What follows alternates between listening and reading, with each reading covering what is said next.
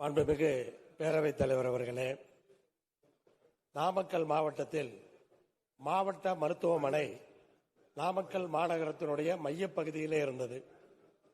அங்கு மருத்துவக் கல்லூரி வந்தவுடன் அந்த மாவட்ட மருத்துவமனை மூடப்பட்டது. ஆனால் அந்த மையப்பகுதியில் இருந்த மருத்துவமனையை சுற்றி ஆயிரக்கணக்கான குடும்பங்கள் அங்கே வாழுகிறார்கள். இப்போது அவசரமாக ஏதாவது தேவை என்று சொன்னால் அவர்கள் மருத்துவக் கல்லூரிக்கு வர வேண்டிய அவசியம் இருக்கிறது. அது கடம்பூர் ராஜுக்கு பிபி இல்ல, அதுக்கு ஏன் கட்டிட்டு இருக்க கொண்டு வந்து மருத்துவக் கல்லூரிக்கு வர வேண்டி இருக்கிறது. அது தூரமாக இருக்கிறது. அதனால் அவசர தேவைக்காக அந்த கட்டடம் அப்படியே காலியாக கிடக்கிறது. இப்ப தவறாக பயன்படுத்தப்படுகிறது.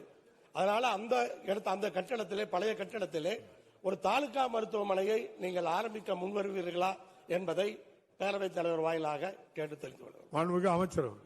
மாண்புமிகு பேரவைத் தலைவர் அவர்களே, நாமக்கல் மாவட்ட அரசு மருத்துவமனை என்பது ஏற்கனவே அமையப்பட்டிருக்கிறது. அவர் சொன்னதை போல இந்த வட்டார மருத்துவமனை என்பது இப்போது ஒரு சித்த மருத்துவ கல்லூரி அமைப்பதற்குரிய நடவடிக்கைகள் எடுக்கப்பட்டு மாண்புமிகு தமிழ்நாட்டின் முதலமைச்சர் வழிகாட்டுதலோடு அனைத்து பணியாளர்களும் கூட நியமன பணிகள் இந்த வாரம் நடைபெற்றுக் கொண்டிருக்கிறது. மிக விரைவில் மாண்புமிகு தமிழ்நாட்டின் முதலமைச்சர் அவர்கள் காணொலி வாயிலாக நாமக்கல் மாவட்டத்தில் ஒரு சித்த மருத்துவ கல்லூரியில் விரைவில் திறக்கவிருக்கிறார். எனவே அந்த கட்டிடம் என்பது மருத்துவத்துறையின் பயன்பாட்டிற்காக சிறப்பாக வரவிருக்கிறது என்பதை மாண்புமிகு மன்ற உறுப்பினருக்கு தெரிவித்தார்.